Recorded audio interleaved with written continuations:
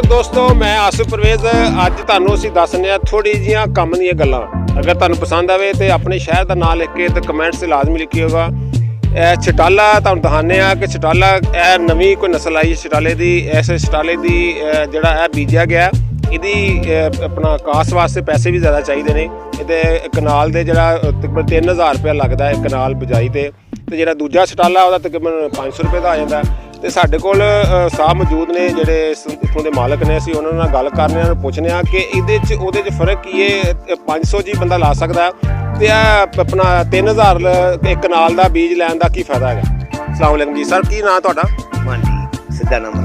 अच्छा इमरान साहब, यह जी फसल है सानू ये बारे दसो तुसी। यह जिहड़ा छटाला है तुसी एडा महंगा क्यों लाया? ताकि तुसी आप कह रहे हो कि 500 रुपये घावा ते बड़ा वधिया पट्ठा बनदा वे दा।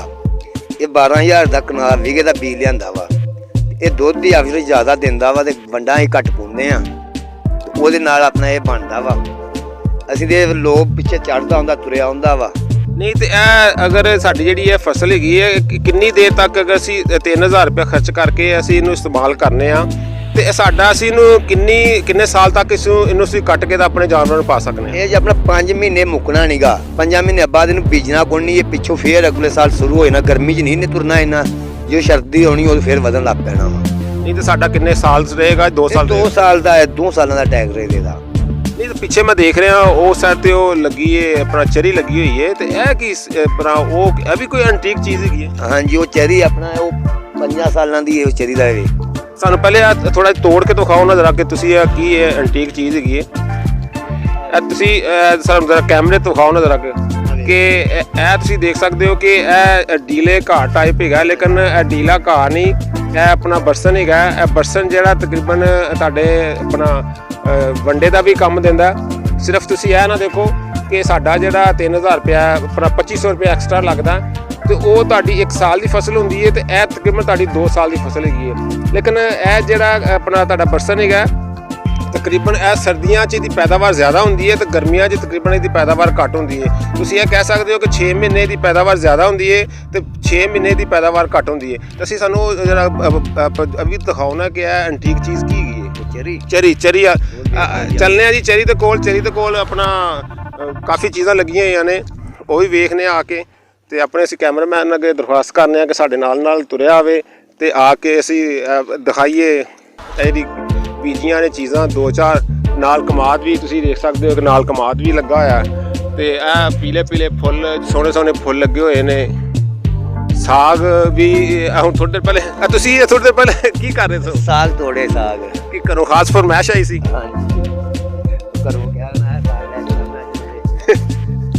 चलो जी, तुहानूं असीं हुण अपना दखाने आ चेरी। ते चेरी भी चेरी जिहड़ी ना भी एक स्पैशल चेरी है। तो मेरे ख्याल से मैं भी बड़े अरसे बाद हूँ देखी है आगे कि जरा दिखाना जरा चेरी तो पहले दिखाना जरा अपना पुट्टो जरा चेरी पुट्टो जरा चेरी। लेकिन जी दूसरी चेरी होंगी वो थोड़ी जी मोटी होंगी है, थोड़ी बरीक है। तो यह तुसीं मैनूं दसो कि यह की चीज़ है कदों दी अपनाई? मैं तो बड़े अरसे बाद हूँ देखी। 3 साल हो गए लाया नूं। 3 साल लाई जिस तरह झोने का बीज पनीरी बीजी दी, उस तरह पनीरी बीज के मुड़ के पानी कला कला बूटा लाया ही विरला ये अपना थब्बे का बूटा हो गया। तो 5 सालों का बाद होंगी है। गर्मियां बहुत ज़्यादा होंगी है, वड्डी जानी पिछों तुरी होनी। यानी कि तुसीं एक बारी इनू बीज के तो तुसीं 5 साल अपनी यह फसल कट सकते हो। यानी कि कितनी देर बाद दोबारा फसल ईडी हो जाती? ये अपना अगों वड्डना विगा लाया वा ते वड्डदे सारी चढ़न लग पैंदी है पिछों। यानी कि जिन्नी देर तक तुहाडी 4 कनाल खत्म नहीं होंदी, जिन्नी तक वो खत्म होंदी उन्नी तक पिछली फसल वड्डी हो जाती है। तो इसका भी कोई उसी तरह फायदा जिस तरह तुसीं कह रहे हो देने नाल दुध ज़्यादा दिंदी है? ਇਹਦਾ भी फायदा वा, दुध भी ज़्यादा है, डंगर भी सेहत च रहिंदे ने, मोटे हुंदे ने, पानी ज़्यादा पींदे ने, दुध ज़्यादा दिंदे ने। सानू जरा किधर आओ ना जरा सानू मोंगरे भी विखाओ तो मोंगरे का सानू जरा दसो कि जिहड़े मोंगरे ने इहदा ऐसी अपना इहदे वास्ते की करने आ ते फिर जाके साडे मोंगरे बनदे ने? ये बीजे बी लिया के बीजी दा वे ते तैयार कीते ने, पानी ला के खाद पाई, मुड़ के इन्हां तोड़ना ते खाड़ के घर खाने ने। मैं अपने वेखण वाले नाज़रीन नूं कहांगा कि असीं बीजने मूली का बीज हुंदा, जिहड़ा मोंगरा हुंदा मूली का बीज हुंदा। ਜਿਹੜੀ ਅਸੀਂ ਮੂਲੀ ਇਸਤੇਮਾਲ ਕਰਨੇ ਆ, ਉਸ ਤੋਂ ਬਾਅਦ ਅਸੀਂ ਜਿਹੜਾ ਉਹਦੇ ਪੱਤੇ ਜਿਸ ਤਰ੍ਹਾਂ ਵੱਧਦੇ ਜਾਂਦੇ ਨੇ ਤੇ ਫਿਰ ਉਸ ਤੋਂ ਬਾਅਦ ਇਹ ਜਿਹੜੇ ਮੋਗਰੇ ਹੈਗੇ ਨੇ ਇਹ ਬੇਸਿਕ ਦਾ ਬੀ ਹੈ। ਤੇ ਮੂਲੀ ਦਾ ਬੀ ਅਗਰ ਅਸੀਂ ਇਹਨੂੰ ਆਪਣਾ ਇਸੇ ਤਰ੍ਹਾਂ ਅਸੀਂ ਇਹਨੂੰ ਆਪਣਾ ਕੀ ਕਹਿੰਦੇ ਨੇ ਪੱਕਣ ਦੇਵਾਂਗੇ ਤੇ ਸਾਡੇ ਅੱਗੋਂ ਮੂਲੀ ਦਾ ਬੀਜ ਬਣ ਜਾਏਗਾ। ਨਹੀਂ ਤੇ ਮੈਂ ਦਿਖਾਵਾਂ ਕਿ ਮੋਗਰੇ ਦੇ ਕਿੱਥੇ ਫਸਲ ਸਾਡੀ ਮੋਗਰੇ ਜੀ।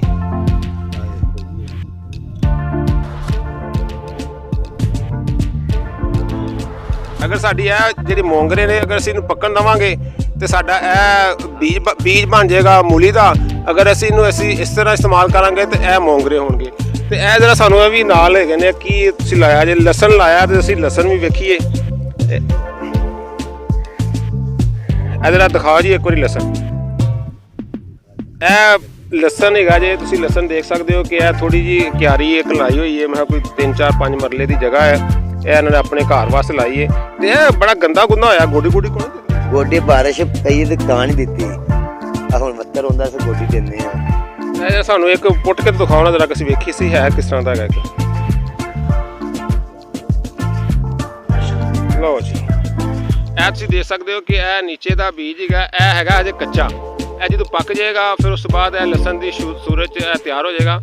ਤੇ ਚੱਲਨੇ ਆ ਨਾਲ ਸਾਡੇ ਕਮਾਦ ਹੈਗਾ। ਅਸੀਂ ਤੁਹਾਨੂੰ ਕਮਾਦ ਵੀ ਵਿਖਾ ਦਈਏ। ਹੁਣ ਪਿੰਡ 'ਚ ਆਏ ਆ ਇੱਕ ਦਫਾ ਤੇ ਅਸੀਂ ਹੁਣ ਇੱਕ ਦਫਾ ਸਾਰੀ ਚੀਜ਼ਾਂ ਵੇਖ ਲਈਏ, ਸਾਰਾ ਫਸਲਾਂ ਵੇਖ ਲਈਏ ਤੇ ਅਸੀਂ ਤੁਹਾਨੂੰ ਕਮਾਦ ਵਿਖਾ ਰਹੇ ਹਾਂ ਤੇ ਨਾਲੇ ਇਹ ਗੰਨਾ ਫੜਿਆ ਹੱਥ 'ਚ। ਮੈਂ ਗੰਨਾ ਇਸ ਵੀਡੀਓ ਤੋਂ ਬਾਅਦ ਫਿਰ ਗੰਨਾ ਵੀ ਖਾਵਾਂਗਾ। ਆ ਦੇਖ ਸਕਦੇ ਹੋ ਕਮਾਦ, ਲੇਕਿਨ ਇਹ ਕਮਾਦ ਥੋੜ੍ਹਾ ਜਿਹਾ ਹਲਕਾ ਹੈਗਾ, ਗੰਨਾ ਮੋਟਾ ਨਹੀਂ ਹੈਗਾ। ਤੇ ਉਸ ਤੋਂ ਬਾਅਦ ਤੁਹਾਨੂੰ ਅਸੀਂ ਨਾਲ ਦਿਖਾਈਏ ਕਿ ਇਸ ਸਾਈਡ 'ਤੇ ਗੰਦਮ ਦੀ ਕਾਸ਼ਤ ਵੀ ਕੀਤੀ ਹੈ, ਕਣਕ ਵੀ ਬੀਜੀ ਹੋਈ है।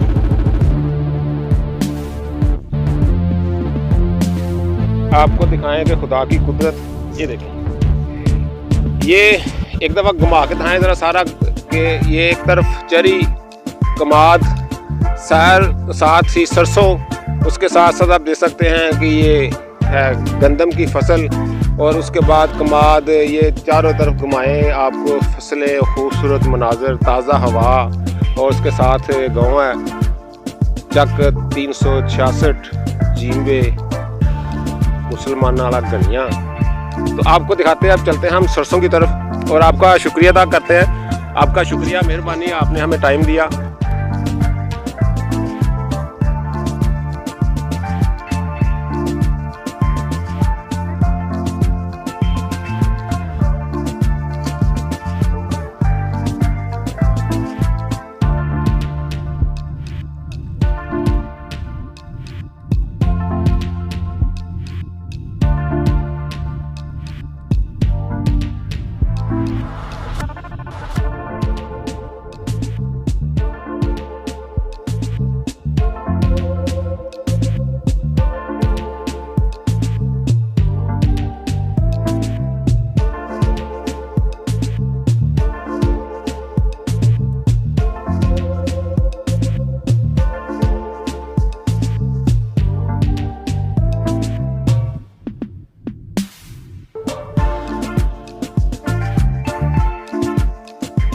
जी दोस्तों, आपको दिखाते चलें कि ये है सरसों और ये अब बड़ी हो गई है। ये हमारे साग के काबिल नहीं है। आपको दिखाते हैं ये पीले पीले फूल जो हैं, ये पीले पीले फूल खूबसूरत हैं और जैसे ये थोड़ा सा आगे जाएगी तो इसकी ये कंडीशन बनेगी।